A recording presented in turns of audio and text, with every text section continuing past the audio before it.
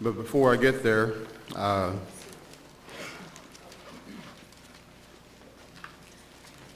there were some in the bulletin we've been praying for. We need to mention, remember.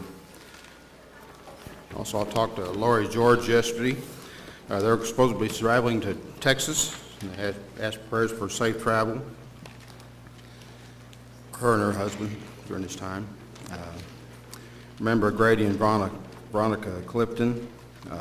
Keep them in their prayers and the problems they're having. Lucille Leard,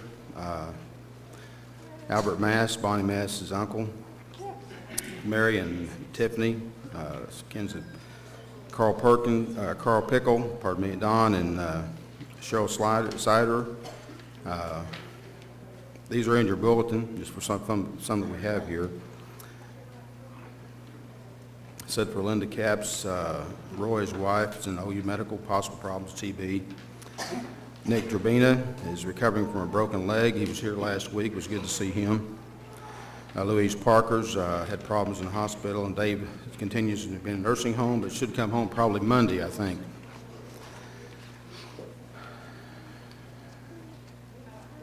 Yes?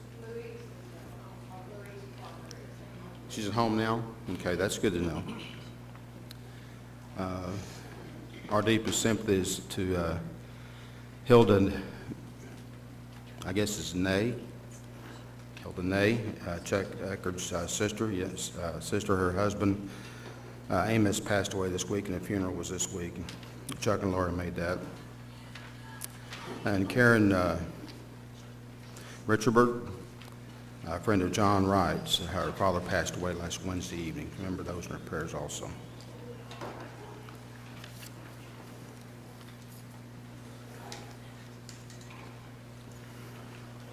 If you have blue cards, for those that will be mentioned today, I would ask you to go ahead and fill those out and turn them in so we can get them as soon as possible. Usually we have 8 or 12 or up to 15 of those blue cards during service, and invariably somebody walks up and gives us another one. And those that are reading the blue cards or making announcements about the blue cards would like to have time to read those cards instead of just spare a moment, walk up and give it to us. You know, it makes a little more thought-worthiness to be able to pray about those needs of those that are asking for concerns. So if you have those cards, please fill them out and get them to us as soon as possible.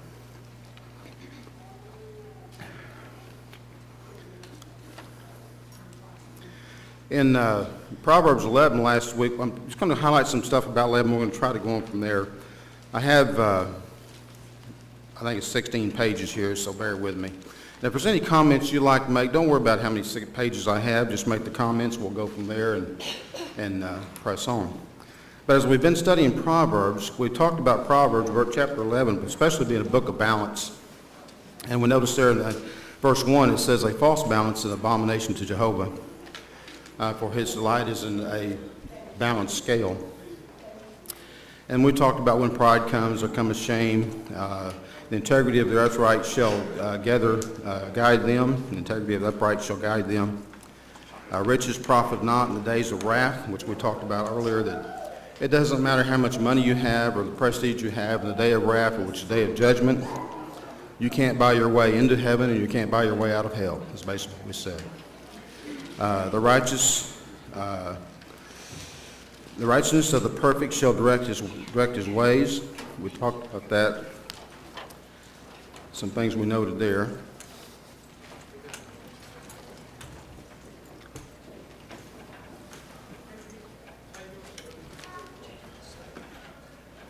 In verse 6, the righteous, verse 7, when the wicked man dies, his expectations shall cease or perish. There's nothing else after life for that person, rich or poor or evil. And we got down to verse 9, with the mouth of the godless man destroys his neighbors. And then we talked about tale bearers, people who gossip, as evil. We also talked about when it goes well with the righteous, the city rejoices. And we talked about praying for our leaders, for righteous leaders, so our city, our nation, and we can rejoice. There's some of the things we bring to our mind from last week's study. And if you look at verse 14 there, we're going to start there, and I'm going to try to continue to go over this. It says, where no wise guidance is, the people fail. but in the multitude of counselors there is safety. And if you think about that, not only in our legislation or our Congress or whatever, if one person is dictating or making the rules, we will fail. And it does talk about counsel of many people will help us stand. So when we're looking for guidance or information or help, like the doctor says, when there's something wrong, get a second opinion. That means you're going to go to somebody else and talk to them also, which gives you a better understanding of guidance and what to do with your health, and maybe with your money or your prosperity, or maybe problems with your children. Raising children, when my wife and I raised our 2 kids, we're new at this like most young married people are. We didn't know nothing about raising children.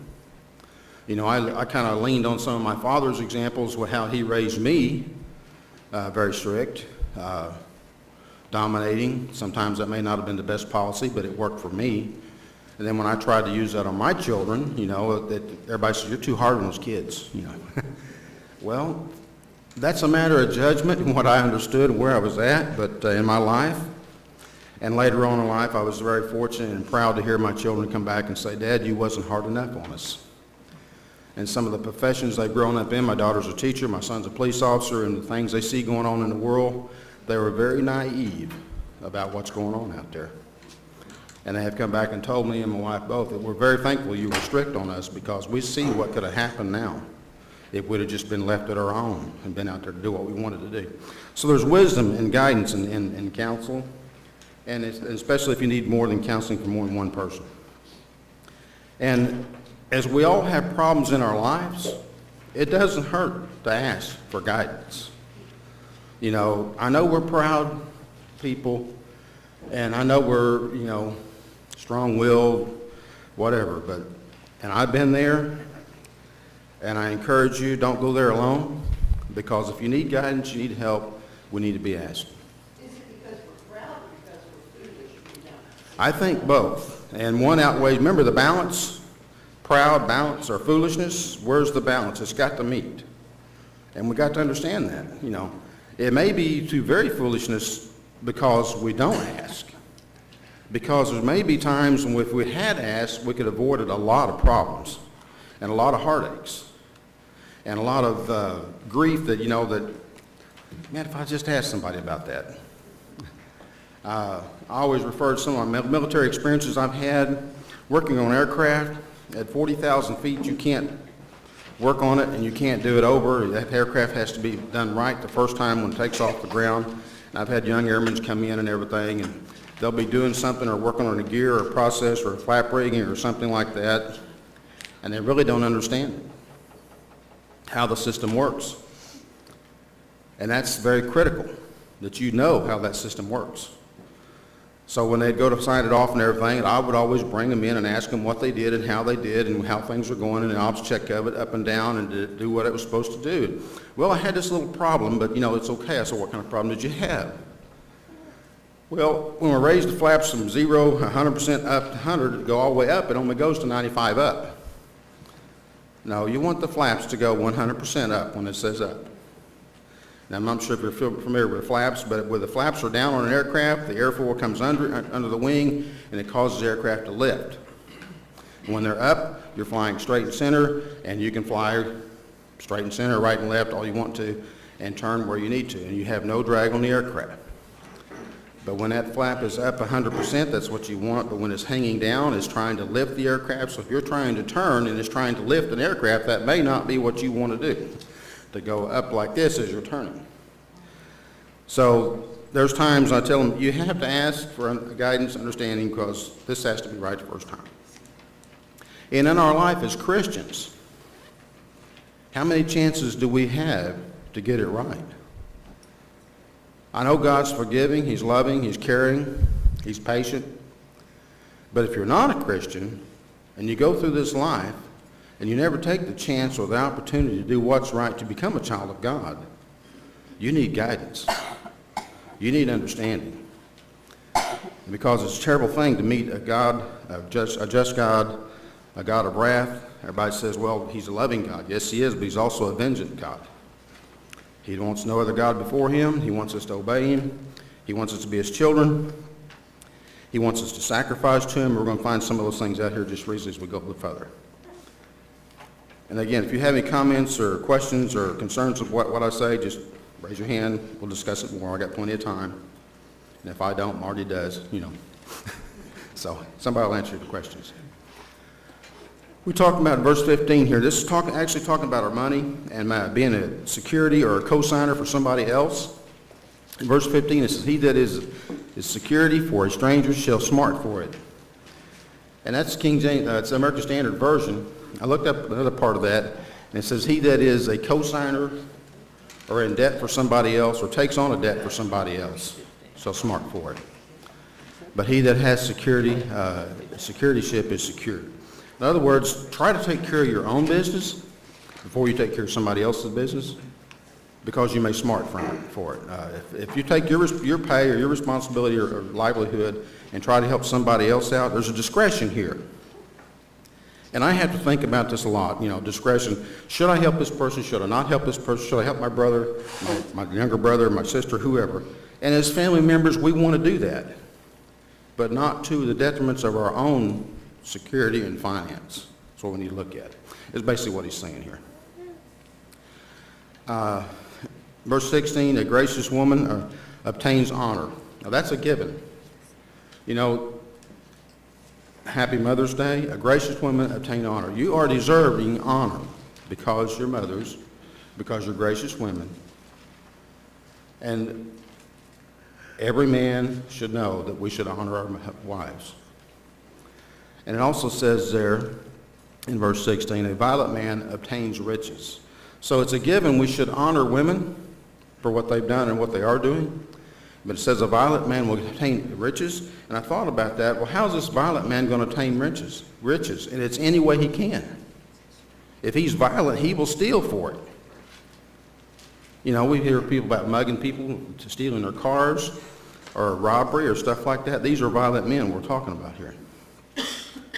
Verse 17, the merciful man does good to his own soul, but he that is cruel troubles his own flesh. And if you think about that, if you show mercy to somebody else, it's well with your soul. But if you're cruel to somebody else, it will come around.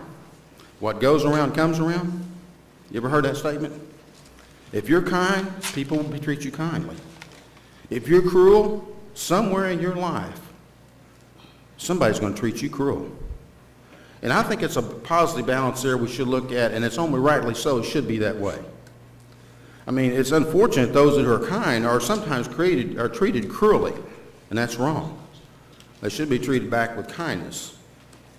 But it's very justly so that those who are cruel should be treated cruelly. But yet they should be shown kindness so they'll know kindness and can treat others with kindness. So there's a balance there we have to keep looking at.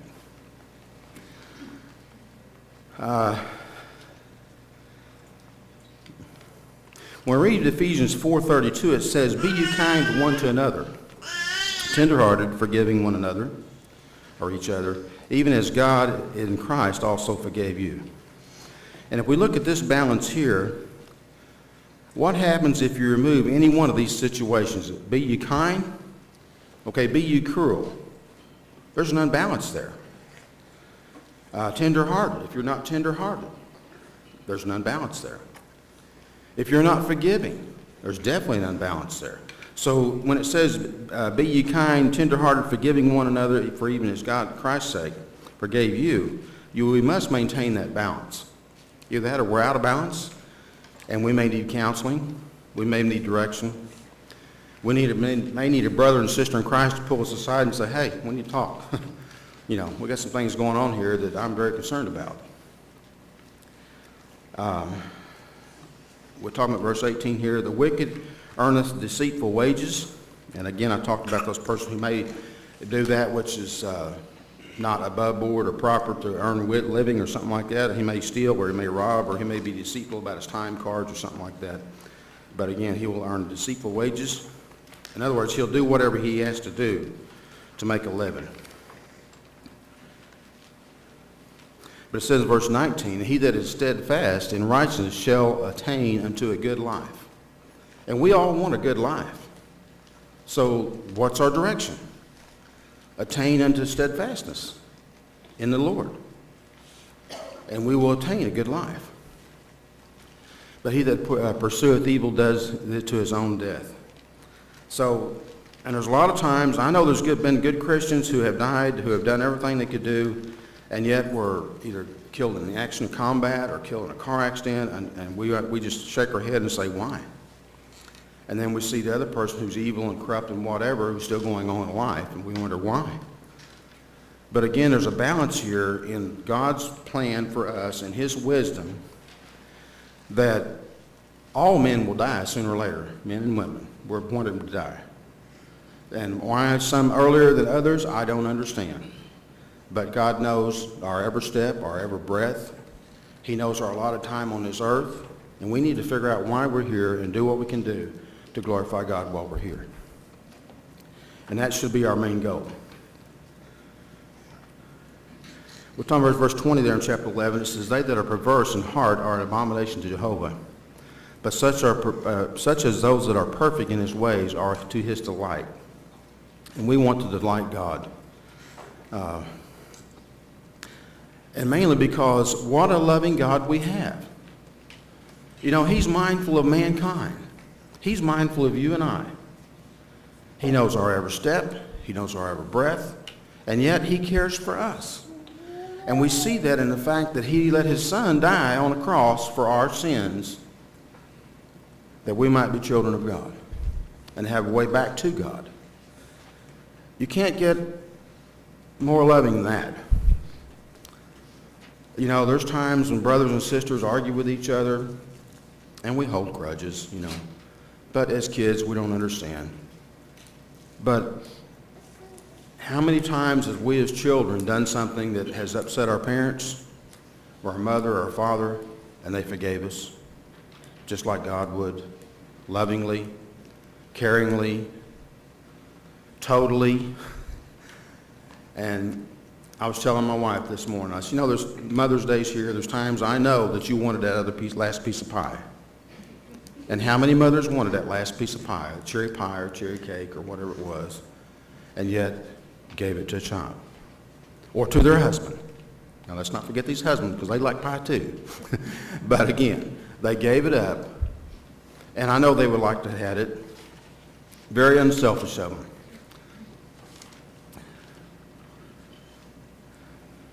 And there's times we're going to see that, it says, verse 21 says, though hand joined in hand, the evil man shall not be unpunished, but the seeds of the righteous shall be delivered. And basically what we're talking about here is evil men and righteous men sometimes do business together and shake hands on deals or whatever. And it may go wrong, it may go right, but yet they will both give account for where they stand and who they are. That's basically what we're talking about here. And I'm going to jump down to verse 23 there, chapter 11.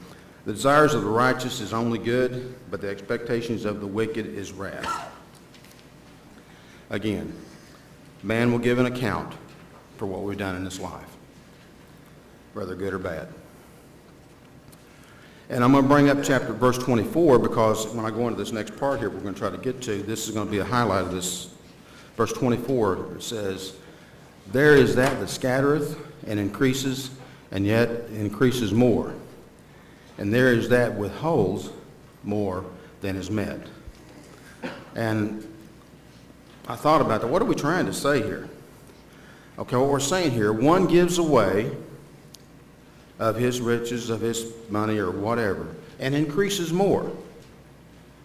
And then there's another who withholds what he has and doesn't increase, only has what is meant to him at that time. And there's a balance here, and we're going to talk about that, and we can go there right about now on this verse here. On verse 27, he that diligently seeks good seeks favor. Verse 28, he that trusteth in his riches shall fail. Verse 29, he that is troubled to his own house shall inherit the wind. And then verse 30 says, the fruit of righteousness is a tree of life. And with verse 24 in mind, we're going to go from there to this new section, which, and I may have talked too fast and be through in 3 minutes, I don't know. But anyhow, if you have any comments, we'll go from here. As you think about verse 24 in chapter 11, a man and his money, a woman and his money, or whose money is it, is what we're talking about here. There is that scattereth and increases yet more. And there is that which hold that is met, but it tends only to want. Proverbs 11:24. As you think about that, what does that mean to you? Let's have some comments on that. I read the books, thought about it, whatever. But as you think about the sower of the seed, you know, if you just scatter seed, it's going to fall out there. But if you deliberately plant it in fertile ground, what's it going to do? It's going to increase, won't it?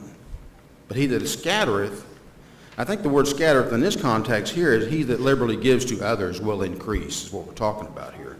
But if you think about the sower and the seed and everything that just scatters it on the ground, remember it fell between the bad soil, the rocks, and then it finally found some good soil and raised up itself and increased. But he that scattereth, now if you think about that in terms of your money or benefits you have in life, it may not be just money, it may be your car. You have a car, you can take somebody somewhere and it'll return unto you sevenfold. But the term scattering or scattered is loosely stated here to me, because to scatter is just take it and throw it out there and hope it does something. But if you deliberately provide and plant in fertile ground, it will increase. Billy? Yes. Somebody pointed out years ago that the Dead Sea has no outlet. Water flows into it, but there's no creek or river, there's no stream coming out of it. And that's one of the reasons why it's dead. It has no life. All other bodies of water like that are free from that kind of stagnation because they have an inflow, but they also have an outflow. And I think we're designed to be the same as human beings. If our life becomes all about ourselves and we're not giving away anything, then why would God bless us with the really good stuff? And there is a difference. If you start about verse 15, when he says in verse 15, 16. That's chapter 11? Yes. Okay. It says, ruthless men attain riches, or violent men, as your translation have, Yes. attain riches. Yes. That's almost scary to me if I look at that all by itself, because I think, well, I'd like to have some wealth. But then if you keep reading, you find out that he's letting us know there's a whole lot more than just financial wealth. And the financial wealth can come with all the rest of it if we have a godly spirit about us. Yes. And that's what he's talking about in the next several verses. He's saying, yeah, a violent or a cruel man might attain wealth, but it's not going to do him any good. He's going to hurt himself in the process of gaining all that. It won't amount to any real benefit in life. I know, I sound like that too sometimes. She was saying amen. But then you get down here, and here's this guy he's always giving his stuff away. And it's like God says, well, if you're going to do that and help people, I'm going to help you. And I'm going to give it back to you. And he's in control of all of the earth's economy. And if he wants to bless you, he'll bless you. And if he wants you to suffer privation, you'll suffer privation. But it seems to be based here, at least in part, on how we approach him in our faith with our resources. Right. And as you think about that, you know, again, it's not just money. It could be your time. How many times have you sat in a hospital with somebody not knowing what to say, but yet being there?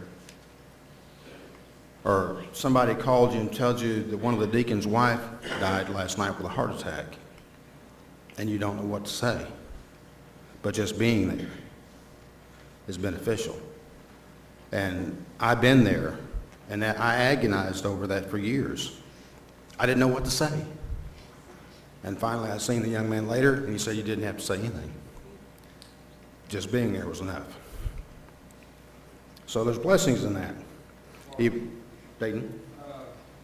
In Ecclesiastes 11:1, the sin principle, I believe, cast your bread upon the waters, and you will find it after many days.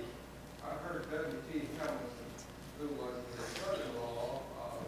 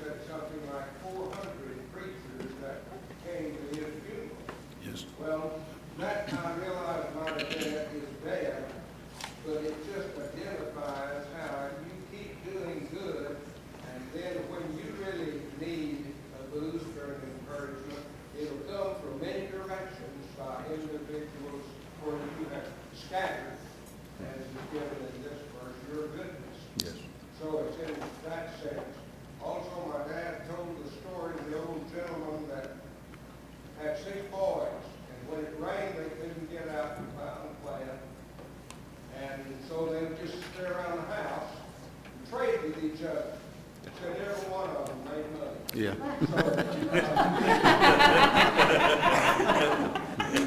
This principle of doing good, it just like leaven, spreads and then it comes back all over you. Excuse me, that's a very good point. And you know, as you teach classes or preach and teach the gospel, and you sow the seed, we don't see the increase right then. It might take years. You know, I always wondered about 1978 when I baptized a guy in Hill Air Force Base, Utah. I've never seen that person again. I don't know where he's at or what he's done. But if God has blessed his life as a Christian, and if he went on and planted seeds and whatever, there's a benefit there from some little thing, minor thing that I did, compared to what he did. And if he's taught others, which we should go forth and teach others when we're baptized and preach and teach, God will be blessed, we'll be blessed. Marty? You can go up here to the casino, and what you find at the casino is an opportunity for you to take money from them if you win, but if you lose, it's an opportunity for them to take money from you. And essentially what that is, it's theft by mutual consent. That's a good way to put that. Theft by mutual consent. Neither party wants to give up their money to the other. However, if you look at investments, you know, the stock market, Wall Street and all that stuff, all that is, it's somebody saying, I have a company, will you help me with my company? And we'll say, yes, I'll give you some money. And if your company increases and does well financially, I'll like a cut of that. And they say, that's great, I really appreciate that. And it's a mutually beneficial process. Mm-hmm. As long as greed doesn't get involved, the people don't get selfish about it, it's a marvelous way to do business, because somebody who has the talent and the ability to put a business together might not have the financial resources, but if you've got those, you can help them, they can grow, and then you can benefit from it too. And human life is exactly the same. You got people who just want to take. They don't really want to give anything back. They're out to take something. And then you got other folks who are looking to invest in people's lives and help them make a difference. And God is making sure that there's constantly a benefit. When you sow, you're going to reap. So if you sow good, you'll reap good. If you sow selfishness, you'll reap selfishness. That's very true. It's a great plan. So what we're saying here, when one gives away, he still grows richer. It may not be financially, but it'll be spiritually. You can be assured of it. And one who withholds will actually be poor. And if this corresponds exactly to what the promises of God in the New Testament say, Corinthians 6 through 11. So, but I say unto he that sows sparingly will also reap sparingly. He that sows bountifully will also reap bountifully. You know, are these just words or are these God's promises? I think they're his promises. Amen. He's telling us how to live and what to do. So let each of us give as he has purpose in his heart. And I don't know what your heart's told you to purpose, and you don't know what my heart's purpose. God knows what our purpose is in our heart. And yet we give freely, without grudgingly, with no grudge, and we should give cheerfully. It reminds me of a show I seen not too long ago, and I think it was Whoopi Goldberg, whoever she was, and this guy, it was the ghost or whatever it was, that Patrick Swayze died, and he was a big financial market guy, and these guys were swindling money, and they put it in this one account, and he found out about, of course he's a ghost talking about this, and he gets the check and has her goes, and she's going to give it to some people on the street, and she's not aware that it's a $6 million check until he's telling her, you have to sign that. That's not our money. That's blood money. I was killed over this money. You need to get rid of that money. So here the people are trying to take it, and the little lady's, you know, and she's looking at it, and she goes, $6 million? You know? And it was the human side coming in here. This lady didn't earn this money. She didn't deserve it or nothing, and it wasn't hers. Actually, drug people through the movie and stuff showed that that's how they got it. It was illegally gained, ill-gotten gain, and yet she should just freely give it away. But you can see the human part sitting there. She's pulling backwards and forwards, you know. It's not yours, let it go. And then finally the little lady just jerks it out of her hand and it's gone, you know. And I thought, well, wouldn't we all like to be in that position? It Or would we just freely say, that's not my check, give it away? You know, but that's in the movies, here or there. But if we will give abundantly, God will abundantly bless us. If we give sparingly, the scriptures say he will give sparingly unto us. Hey, Billy, Yes? I've seen that movie, and I'm glad you brought that up, because that makes a really good point.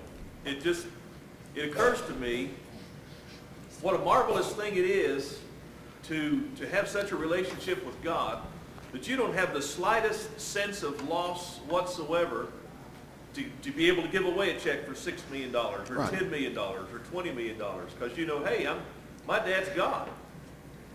What do I have to stand to lose by letting somebody else take this check from me? Right.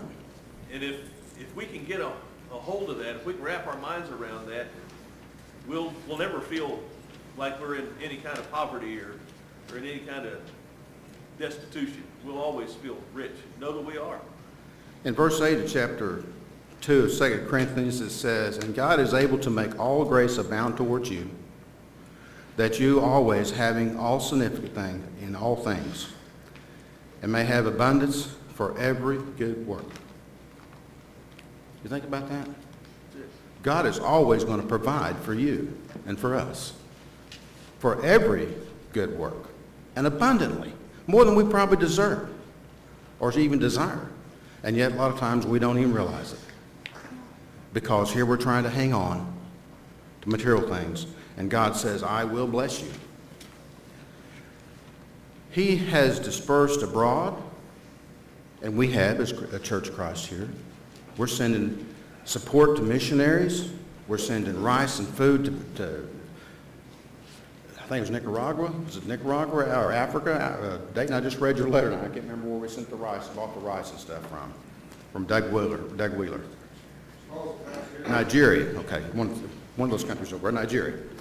But this congregation had made donation to that, and the guy sent us a letter back that your money helped buy rice for poor people. And God will bless that, and he'll bless us, and he'll continue to bless us. So we have dispersed money abroad. We have given to the poor. Remember the disasters we had? Katrina, we sent stuff down there. To Louisiana, we sent stuff there. We have even been recipients of disaster relief here for tornadoes. So what went around came around.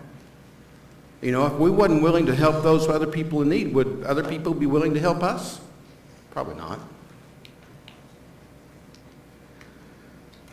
His righteousness endures forever. God's not going to do just one time and sit back and say, okay, you're on your own. Every time we give, he will bountifully bless us. And be assured, if we withhold the bountiful blessing which he's given us, we won't be blessed. That's all I can get out of that, folks. And I know everybody says, well, we're talking about money. Yeah, we are, you know. But again, we're talking about God's providence here to take care of us. Just let go and let him take care of you. You know, that's what he says. Since the purpose of Proverbs here was to show to men the ways of conducting their lives, their money, their property, discussed repeatedly about wisdom, knowledge, and how to acquire money legally, you know, and how to use money legally. That's what we're looking at here. Which is the greatest or supreme gift of good life that God has blessed us. And we need to realize that. God has truly blessed us. Harold says that all the time. You know, God has truly blessed us. We need to imprint that on our hearts and our minds and our forehead that God has truly blessed us. And you know, I know this nation has problems and some of its leaderships and stuff like that, but God is still blessing this nation as a remnant of his people. Maybe not all of them, but there will always be a remnant. You are the remnant. Be aware of that. Your children, your grandchildren, those that you haven't even seen yet that are going to be born in your generation or your lineage of your people are going to be a remnant. And we're going to be God's people. I firmly believe that. Yes.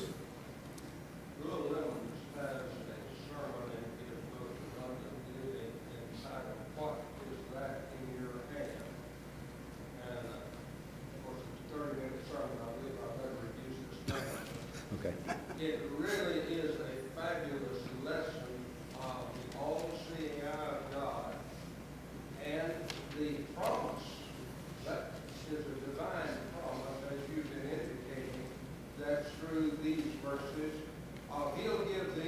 preach, he will cause people to prosper.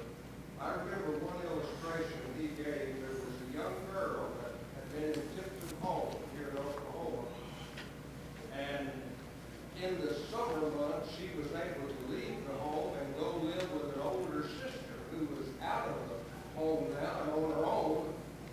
And the church didn't exist. Well, this young girl had been baptized into Christ and wanted so much to assemble with brethren. And so she thought there ought to be a church in that city. Yes.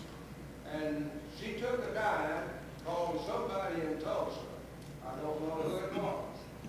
And that person agreed with the young girl to come, and the young girl went to the school board, found out that they could use the school building for assembly. And anyhow, he came and preached. The church was started. And at the time Rule was preaching, that congregation was between 400 and 500 members. So that young girl, using a dime, and put it into the telephone deal, got the preacher. He came, he preached about 16 times at that time, but then the church grew. And this was just showing how by a dime in the Lord's hand, in a little girl, turned into a congregation of 400 to 500 members that were supporting preachers in several nations. Yes. And what a blessing that would be to see that. And we do see that. Yes. God, when he gets a hold of a dollar, does a lot more with it than we can. Yes. I didn't realize that was the first bell. Mike, go ahead. Well, one of the lessons you've been, what you've talked about this morning is whatever you sow, you reap. Along that line, there's a church in Kansas, not the Lord's church, but a church, that protests that the funeral of military personnel, Right. for whatever reason they have, and so they're very hateful in the way they try to make their political point. And they are probably one of the most hated groups in the country. People despise them for what they do. So they've sown hate, and they're reaping hate. Amen. Okay. Thank you, Mike, for that comment. So we've got to realize everything that we have and we've been afforded by God is not really ours, if you look at it like that. It was lent to us. God does require a sacrificial giving on our part. We purpose in our heart. We give back as we have prospered. And yet, not as though God needs something or he needs our money or materials, whatever, because he doesn't. But yet the attitude on our part helps us to grow closer to God that I freely give this back. Because I know, and the blessings you have bestowed upon us came from you, you just lent this to me. Even our children are just lent to us. They're such blessings. Sometimes they're such orneriness, but they're still just blessings, And yet they're gifts of God. And it talks about the man that has his quiver full, talking about children, 6 or 8 or whatever a full quiver is. When you're hunting, a full quiver is 12 arrows, because you're never going to get that deer with the first shot. And the reality there is a quiver full is children, and man is blessed. So even our children are lent to us, our money's lent to us, our life, our health, everything's lent to us from God. And it's how we use it and what benefit we have from it to glorify his name is how we will be prospered. And remember from the beginning of this first chapter, it says, in opening versions of the versions, it says, "Son, remember the commandments of your God." For what? For length of days and length of years of life. And peace will be added unto thee. Proverbs 3:9-10. So if remember what God has done for us, and we live according to his will, we're going to have better health because we're not going to be doing things we shouldn't be doing with our health. We should be taking care of ourselves. We'll be prosperous. We'll be loving our wives and our children. We'll be showing God and glorifying him. So we as stewards of God's money need to freely give it back. It's not ours. Even our life, as stewards of our lives, we need to give back. I was sitting here last week, and we mentioned for 2 or 3 times we needed Bible school teachers for Vacation Bible School. And they kept dragging on, dragging on. I thought, well, you know, why aren't we stepping up? God has blessed us. Other people have been teachers of our children for years, Bible school teachers. We're thankful we have them now. If somebody volunteered, we have enough people. But anytime we're asked to do something and God is asking us and we consider our heart, can I do that? Well, I really can't do that. Well, you won't know you can't teach Bible class until you try to teach Bible class. I never thought I would be here teaching class 41 years ago when I was baptized. But God has blessed us and blessed me. Billy, Yes. I appreciate everything you've been saying, but there's young people that here, ones that are under 65. Young, under 65. You got that? I'm young. When you try and you fail, learn from it. Yes. Learn from your mistakes, because not all 100% your fault. If you will learn from your mistakes, you'll be better and better and better on the road. Yes, we will. And that's the only way to increase in progress, is learn from mistakes. So as we think about it, remember, those that scattereth are increase. Those that withhold only have what they have. The liberal soul shall be made fat. He that trusts in his riches will fail, but he that trusts in God will endure forever and prosper. And the lesson's yours. Thank you for your time.